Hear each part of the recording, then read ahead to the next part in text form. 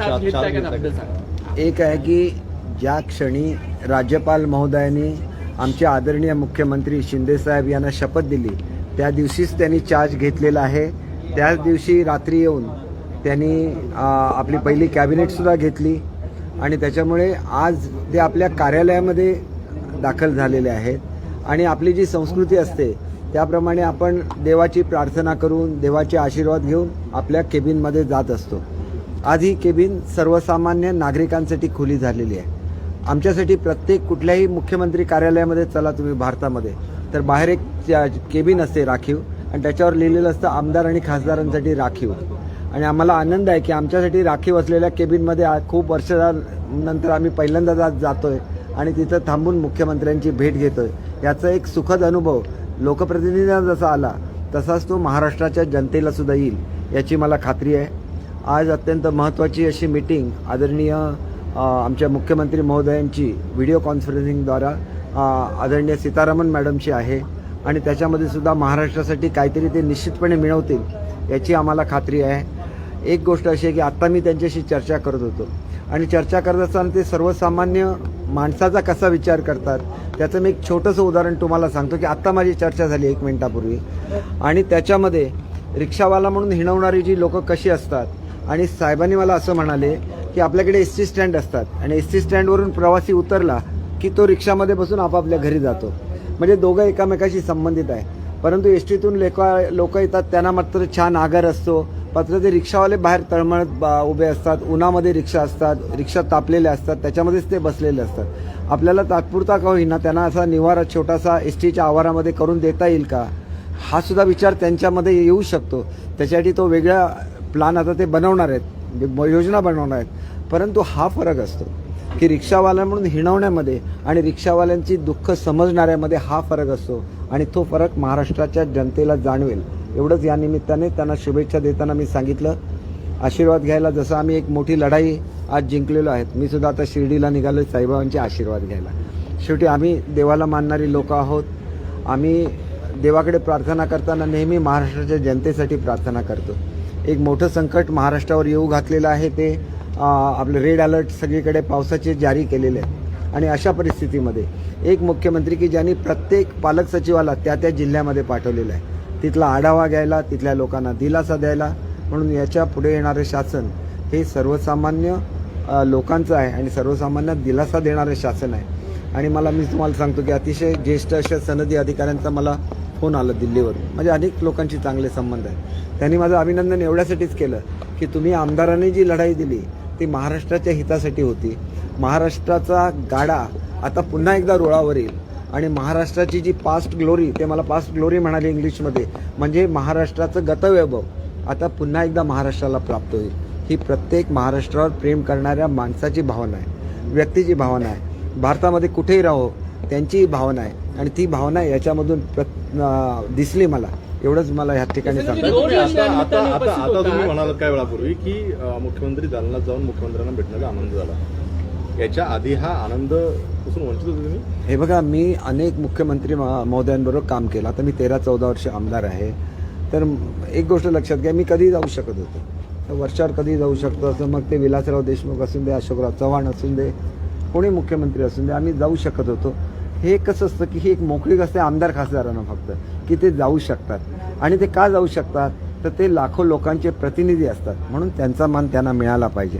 आणि म्हणून मला असं वाटतं की आजचा दिवस हा राजकारणाच्या पलीकडे जाऊन आनंद व्यक्त करण्याचा आहे. तो आनंद आमच्या मनामध्ये पलीकडे जाऊ शकता आहे. आजचा दिवस त्याचबरोबर आपण पाहत आहोत की शिवसेनाप्रमुख बाळासाहेब ठाकरे, धर्मवीर आनंद दिघे यांच्या सर्वांच्या तस्वीरी अर्थातच पंतप्रधान नरेंद्र मोदी असतील, एकनाथजी गोविंद राष्ट्रपती आणि महामानव डॉक्टर यांची तस्वीरी आहे. कुठेतरी म्हणण्यात आलं होतं की बाळासाहेब ठाकरेंचा वापर करू नका, त्यांचं नाव लावू नका. आज मुख्यमंत्री कार्यालयामध्ये थेट पाठीमागे त्यांच्या चेअरच्या शिवसेनाप्रमुख बाळासाहेब ठाकरे दिसतात. बाळासाहेब हे संपूर्ण महाराष्ट्राचे आहेत. बाळासाहेब कोणाची प्रॉपर्टी नाही. बाळासाहेब हे महाराष्ट्राच्या जनतेच्या हृदयामध्ये असतात. ते त्यांचं स्थान कोणीही काढून घेऊ शकणार नाही. आणि म्हणून मला असं वाटतं की बाळासाहेब हे सर्वांचे आहेत आणि बाळासाहेब हे सर्वांचे राहणार ही वस्तुस्थिती आहे. आणि त्याच्यापेक्षा जास्त बाळासाहेब हे महाराष्ट्राचे होते आणि भारताचे सुद्धा होते ही सुद्धा वस्तुस्थिती आहे. आणि ती वस्तुस्थिती कोणीही बदलू शकत नाही. ही सुद्धा वस्तुस्थिती आहे. तो 2 वेळा 3 वेळा वस्तुस्थिती सांगितली, कारण जे खरं आहे त्याला वस्तुस्थिती म्हणतात. आपको हिंदी में चाहिए बाई. एक प्रश्न विचारतो असा की संजय राऊत थोड्या वेळापूर्वी असं म्हणत होते की 2019 साली जेव्हा सरकार आलं तेव्हा अनेक जण माझ्याकडे येऊन पायावर लोटांगण घालत होते. ठीक आहे, त्यावेळेस जेव्हा भाजपने जे आहे दगा दिला, त्यानंतर आम्ही सरकार आणलं, त्यावेळेस तुम्ही का नाही बंड केलं? त्यावेळेस का नाही बोललात तुम्ही हिंदुत्वाच्या मुद्द्यावर? आता तुम्ही सगळे, आणि दुसरं मग ते म्हणतात की तुम्ही प्रत्येक वेळेस वेगवेगळे कारण सांगताय. काय ते एकदा ठरवा, तुमचाच गोंधळ होतो. एक तर असं आहे की अनेक गोष्टी राऊतांना माहितीही नसतात की काय चाललेल्या आहेत त्या. मी असं म्हटलं तर चुकीचं ठरेल, पण ते स्वतःला खूप जवळचे समजतात. तसं नसतं. ते खूप जवळचे पवारसाहेबांच्या असतील. उद्धव साहेबांच्याबद्दल किती प्रेम करतात ह्याची मला खरोखर माहिती नाही. आणि त्याच्यामुळे मला एवढंच सांगायचं आहे की आम्ही हा विचार आज नाही सांगितला. मी स्वतः तर 4-5 महिने झाले आणि मला जेव्हा जाणीव झाली की शिवसेना धोक्यामध्ये येते, त्या दिवसापासून माझे प्रयत्न चालू होते साहेबांचं मन वळवण्यासाठी. आणि हे आज सांगायचं, आम्ही का जाहीर सांगायचं? आमच्या नेत्याशी आम्ही काय बोलतो हे आम्ही जाहीर का सांगायचं? आम्हाला माहिती होतं की महाराष्ट्रामध्ये काय चालू आहे आणि आम्ही हे आमच्या नेत्यांच्या कानावर घालणार. आम्ही राऊतांच्या कानावर का घालणार? आणि त्यांच्या पायावर लोटांगण घालण्यापैकी मी कधीच नव्हतो. मी कधी मंत्री बनवा म्हणून उद्धव साहेबांना भेटलो असेल तर त्यांनी सांगावं, किंवा एकदा मंत्री होतो आणि दुसऱ्याला मंत्री करा म्हणून सांगायला कधी गेलं त्यांनी सांगावं. असं कधी होत नाही. मी जो लढा कोकणात दिला होता त्याचं लक्षात घेऊन त्यांनी जेव्हा मला पहिल्यांदा मंत्री केलं त्यावेळेला त्यांनी मला बोलवून सांगितलं की मी खरं तर तुम्हाला कॅबिनेट मंत्री करणार होतो, परंतु बरोबरची लोक आहेत त्यांनी बाळासाहेबांच्या बरोबर काम केलं. त्याच्यामुळे माझं कर्तव्य आहे की मला थोडी कॅबिनेट मतं मिळाली, त्यामधली पहिली बाळासाहेबांच्या सहकार्यांना देणं हे माझं कर्तव्य आहे. आणि म्हणून आम्ही उद्धव साहेबांवर प्रेम करतो. उद्धव साहेबांवर प्रेम का करतो? त्यांनी हे मला बोलून दाखवलं, मला आनंद झाला. कॅबिनेट मंत्रीपद गेल्याचा आनंद होता. मला भाजपने केंद्रीय म्हणजे कॅबिनेट मंत्री बनवलं असतं, कोकणचा इन्चार्ज बनवलं असतं, कारण मोदी साहेब स्वतः मला त्यांच्या हस्ते मी प्रवेश करणार म्हणजे बोलवलं होतं मला प्रवेश करायला. परंतु ते सोडून मी शिवसेनेमध्ये ज्याला आलो त्याला आमच्यासारखी लोक हे ऐकून घेण्यासाठी आली नाहीत. म्हणून मी राऊत साहेबांचं उत्तर दिलं. नंतर मी कोणाचं उत्तर देत नाही. आज सुद्धा सांगतो की तुम्ही एका खासदाराला ज्यावेळेला काढता गटनेते पदावरून, संपूर्ण महिला वर्गाचा तुम्ही अपमान करता. 5-5 वेळा ज्यांनी तुमचा झेंडा उंच त्या ठिकाणी ठेवला, खासदार झाल्या, आज त्या भावनाताईंना तुम्ही काढलं. आम्हाला दुःख आहे ना. आम्ही ज्याला कुठेही जातो भावनाताई आल्या तिथून येणार, माझी चौकशी करणार. आम्ही सुद्धा त्यांना ताई मानतो ना. खासदार आणि तुमचं राजकारण काय असेल ते असेल. तुम्ही शिंदे साहेबांना अगोदर काढलं पदावरून, गटनेते पदावरून, आणि नंतर त्यांना भेटायला तुम्ही मिलिंद नार्वेकरांना पाठवलं. हा न्याय होऊ शकत नाही. आधी जखम करायची आणि नंतर त्याच्यावर मलम लावायचं, असं ॲडवाईज करणारी जी लोक आहेत त्यांनी खऱ्या अर्थाने शिवसेनेची हानी केलेली आहे. म्हणून आधी भावनाताईंना काढायचं त्या पदावरून, आणि भावनाताई तुमच्यापासून लांब जायला लागल्या किंवा आणि इतर खासदार जायला लागले, मग माणसं पाठवायची. ह्याच्यापेक्षा वेळी सावध व्हा. आपल्या लोक रागावून गेलेली आहे. आपण वडीलधाऱ्या माणसांच्या भूमिकेत चला, त्यांच्या पाठीवरून हात फिरवा, एवढंच मी सांगेन. आणि मी काय सांगू शकतो? आम्ही छोटीशी लोक असतो, आम्ही काय सांगणार? दीपकजी हिंदी में बताइए ना, सरकार की नई शुरुआत हुई है. ठाकरे गटामध्ये काही नजरचुकीने निर्णय झालेले आहेत. भावनाताईंची गच्छंती नजरचुकीने झालेली आहे असं म्हणता येईल का? नजर चुकी, आता नजर कोणाची चुकली मला सांगता येणार नाही. मी कसं सांगू? ते राऊत साहेबच आहेत ना तिथले. त्यांचे जे पार्लमेंटरी लीडर आहेत ते संजय राऊतच आहेत. तुम्ही त्यांना विचारा त्यांची नजर चुकली काय, मला विचारू नका. सर अब हिंदी में बता दीजिए, नई शुरुआत हुई है सरकार की. नहीं, देखिए ये आपकी सोच है कि ये आज पदभार ले रहे हैं. जिस दिन गवर्नर साहब ने उनको शपथ दी, गोपनीयता की शपथ दी, वो शपथ लेने के बाद वो सीधा यहाँ आ गए मंत्रालय में और उन्होंने अपना पहला कैबिनेट लिया. तो उन्होंने तब से पदभार संभाला है जब उन्होंने शपथ ली. और उनके साथ फडणवीस साहब भी थे. दोनों इतने कर्तव्यदक्ष है कि अपना कर्तव्य वो निभाते हैं. दूसरी चीज़ ये है कि हम लोग एक संस्कृति से आते हैं, चाहे वो किसी भी हो, हिंदुस्तान की संस्कृति है, तो हम लोग एक छोटा सा पूजा करते हैं, भगवान का आशीर्वाद लेते हैं और फिर अपने नए ऑफिस में जाते हैं. हमारे यहाँ कोई नया घर बनाता है तो वो उसका वास्तु शांति करता है. वो एक कल्चर है इंडिया का. तो ये कल्चर है, उस हिसाब से वो आज सीएम ऑफिस में जा रहे हैं. तो एक छोटा सा पूजा था जो किया था कि आगे चल के उनके हाथ से महाराष्ट्र का बहुत बड़ा हित हो जाए. और वो एक ऐसे नेता है कि जो हमेशा दूसरे के बारे में सोचते. समझिए, उनको किसी ने रिक्शा वाला बोल के ये किया था, मतलब कम करने की कोशिश की थी. तो आज मुझसे वो बात कर रहे थे कि हमारे वो रिक्शा वाले हैं, वो जो एसटी स्टैंड रहता है, तो एसटी स्टैंड से जो आदमी आता है वो तो लंबे डिस्टेंस से आता है, फिर वो रिक्शा में बैठ के अपने घर पे जाता है. तो हर एक एसटी स्टैंड के बाहर रिक्शा खड़ी रहती है, लेकिन वो धूप में खड़ी रहती है, जबकि उनको ज़मीन दी है एसटी ने रिक्शा खड़ी करने के लिए, लेकिन उनके ऊपर शेल्टर नहीं दिया। तो आज वो उनके बारे में भी सोचना। एक आप उनको रिक्शा वाला मत बोलिए, वो एक आम आदमी की तस्वीर है जो आगे आके आपके समझ में आएगा कि महाराष्ट्र में क्या परिवर्तन हो जाएगा। और मेरे एक बहुत बड़े अधिकारी से बात हो गई जो महाराष्ट्र में थे और दिल्ली में गए, तो उन्होंने मुझे बोला कि आज मेरे लिए भी एक बहुत खुशी का दिन है कि आज महाराष्ट्र की गाड़ी जो है वो पटरी पे आ गई। अब महाराष्ट्र की ग्लोरी वापस उनको मिल जाएगी। मतलब ये है कि महाराष्ट्र एक महान राष्ट्र है और उसका जो सम्मान है वो बढ़ाना है और उसकी जो पास्ट ग्लोरी है उसको वापस लाना है। और ये हर एक की चीज़ में, चाहे वो एक आदमी हो, जो गरीब आदमी, गरीब किसान हो, या वो बड़ा से बड़ा अफसर हो, हर कोई यही सोचता है कि एडमिनिस्ट्रेशन की तरह चलना चाहिए और महाराष्ट्र को प्रोग्रेस करना चाहिए। ये पॉलिटिक्स की कुर्सी नहीं है, ये एडमिनिस्ट्रेशन की कुर्सी है और वो कुर्सी सही ढंग में चलनी चाहिए और यही हमारे लिए लोकशाही में हमारा कर्तव्य है। दीपक जी, एक सवाल है मेरा कि आपका जो शिंदे गुट है वो और भी ज्यादा मजबूत हो रहा है क्योंकि उद्धव ठाकरे के साथ जो विधायक है वो लोग भी आपसे जुड़ना चाहते हैं, इस तरह की जानकारी सामने आ रही है, उसको लेकर क्या कहेंगे आप? हमारा गुट बिल्कुल नहीं है, हम शिवसेना है और अगर शिवसेना प्रमुख चाहे तो कभी भी बोल सकते कि हमारे लोग हैं। अगर बाबा साहब होते तो वो शिंदे साहब को बुला लेते और उनकी पीठ थपथपाते और बोलते कि मेरे शेर ने आज महाराष्ट्र की गद्दी जीत ली है।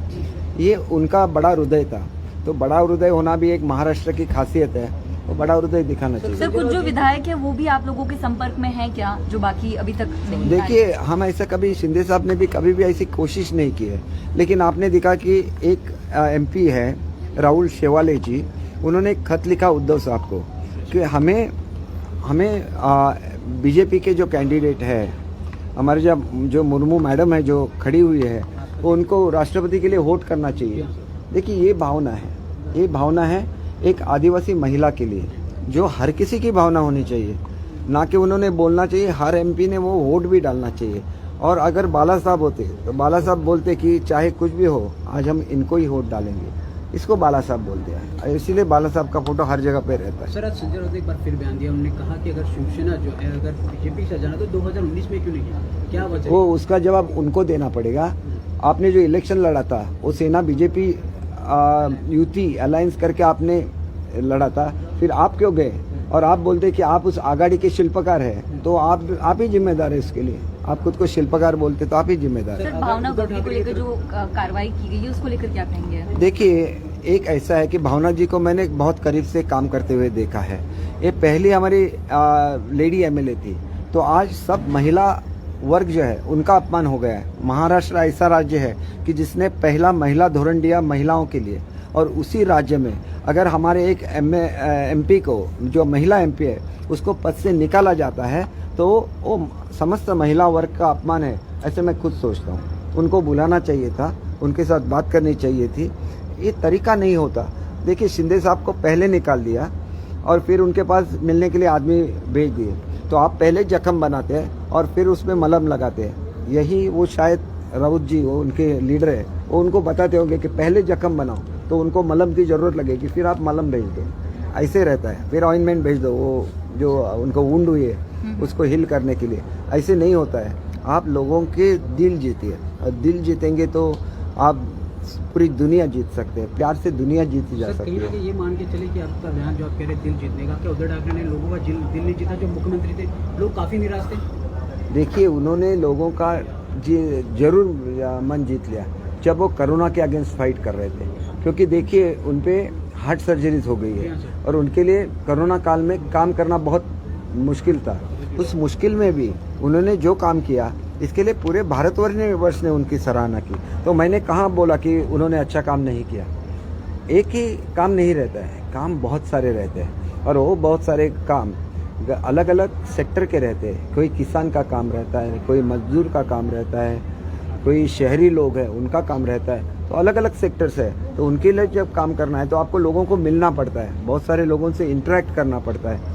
गरीब लोग जो हफ्ते में एक बार आते हैं, उनको लगता है कि मैं अगर CM साहब को मिलूंगा, उनको एक चिट्ठी दूंगा तो मेरा काम मिल जाएगा। चाहे उनका काम हो या न हो, सीएम उनको मिलते हैं तो उनको तसल्ली हो जाती है, और ये तसल्ली बहुत अहमियत रखती है लोकसभा में, ये लोक गणतंत्र में। सर एक और सवाल जानना चाहेंगे, जिस तरह से आपने उद्धव ठाकरे साहब की तारीफ की, अगर वो आपको कॉल करते हैं आप सभी को, क्या वापस आप लोग जाएंगे उनके साथ? देखिए वो हमारे नेता हैं। मैं आपको एक छोटा सा उदाहरण देता हूँ। देखिए एक मैरिज तय हुआ था और वो मैरिज किसी काम से किसी को लगा कि मेरा मान नहीं रखा, इसे वो मैरिज टूट नहीं, सर, मेरा गया। सवाल क्या जी। मेरी सुनिए तो। जी सर। और अगर वो लड़का लड़की भाग जाती है और फिर उसको वापस आना है तो उसको अपने जो घर के प्रमुख है उसका भी परमिशन लेना पड़ेगा, और उसके जो पिताजी है उसको भी उनको बुलाना पड़ेगा। तो अभी तो क्या ये मैरिज हो गया समझिए, सेना बीजेपी का अलायंस हो गया, तो अभी हम लोग अकेले निर्णय नहीं ले सकते, बीजेपी को भी कंसल्ट करना पड़ेगा। ये तो बात ये हो गई। और हमारे हेड ऑफ द फैमिली कौन है? उद्धव साहब है, उनको हमें बुलाना पड़ेगा, उसके सिवाय कुछ नहीं होगा। और अगर बुलाते हैं तो भी उनको, जो मैंने अभी आपको एग्जाम्पल दिया, उस तरह बीजेपी से बात करनी पड़ेगी, उनके टॉप लीडर से, कि हम लोग अभी आशीर्वाद दे रहे हैं। तो ये हो गया ना, अभी सब हो गया। अब इससे पीछे देखिए, जो महाराष्ट्र में हो गया उसको हम लोग पीछे नहीं लेके जा सकते। आगे चल के क्या करना है वो एक बड़ा लीडर सोचता है, और उद्धव साहब एक बड़े लीडर है, उनको आप अपना आशीर्वाद हमको देना चाहिए, हम सब लोगों को आशीर्वाद देना चाहिए, महाराष्ट्र की जनता को आशीर्वाद देना चाहिए। और जैसे बाबा साहब एक सुप्रीमो थे वैसे सुप्रीमो उनको बनना चाहिए, ना कि कोई पद लेना चाहिए, ऐसे मुझे लगता है। बाबा साहब सुप्रीमो क्यों थे? वो दूसरों को बनाते थे, वो दूसरों को मुख्यमंत्री बनाते थे। जब कोई स्टेट में भी, अभी देखिए गुजरात में एक समस्या हुई थी और उस वक्त भी उन्होंने बात की थी टॉप लीडरशिप से कि ये नहीं होना चाहिए, तो उनका लोग सुनते थे, क्योंकि वो कोई अपने हित की बात नहीं करते थे, वो जनता के हित की बात करते थे, हिंदुत्व के हित की बात सर वही करते थे। आखिरी सवाल है हमारा कि असली शिवसेना को लेकर लगातार सवाल उठ रहे हैं, उसको कब तक वो चीज पर्दा कब तक साफ देखिए, होगा? असली और नकली शिवसेना बिल्कुल नहीं रहती है। हमारा शिवसेना वो विधिमंडल का गठ है, और वो गठ हमारा रहेगा आज जो सत्ता में है। तो हम लोग आज शिवसेना बीजेपी करके सत्ता में है, उन्हें साथ में चलना है या नहीं ये उनको सोचना चाहिए, उनको आशीर्वाद देना है या नहीं वो उनको सोचना चाहिए। आखिरी सवाल और जानना चाहिए, आपने जिस तरह लड़का लड़की का उदाहरण दिया, लड़का लड़के मैंने फैमिली का उदाहरण दिया, मैंने लड़का लड़के का नहीं दिया, फैमिली का उदाहरण दिया। नहीं तो बोलेंगे कौन लड़का है कौन लड़की है, ये भी सवाल लोग उठाएंगे। आपने कभी सामने से खुद कॉल करके बात करने की कोशिश की कि उद्धव साहब जो हुआ वापस आ जाइए, इनसे अलायंस टूट गया? आप एक बार कॉल करके देखिए, आप एक बार कॉल करके देखिए आपका कॉल लगता है या नहीं। केसरकर साहेब, मुख्यमंत्र्यांच्या दालनामध्ये पहिल्यांदाच अनंत दिघे यांचा फोटो लावण्यात आलेला आहे, आपली काय भावना आहे आजच्या दिवशी? कारण आतापर्यंत या दालनांमध्ये वेगवेगळ्या विभूतींचे फोटो होते, आज पहिल्यांदा अनंत दिघे यांचं सुद्धा फोटो जो आहे तो दालनात लावण्यात आला। आपण म्हणतो गुरुर ब्रह्मा गुरुर विष्णू गुरुर्देव महेश्वरा, मग आपल्या गुरुचा फोटो आपण लावायचा नाही का? ते धर्मवीर आनंद दिघे होते आणि ते शिंदे साहेबांचे गुरु होते, मग गुरुचा एका शिष्याने केलेला तो सन्मान आहे असं मला स्वतःला वाटतं। त्यांची तस्वीर या मंत्रालयामध्ये लागणं हा त्या गुरुचा त्यांनी केलेला सन्मान आहे, आणि त्याच्याबरोबर त्यांनी सगळ्यांचे फोटो लावलेले असणार, बाळासाहेबांचा असणार, मोदी साहेबांचा असणार, त्या ठिकाणी राष्ट्रपतींचा असणार, सगळ्यांचेच असणार।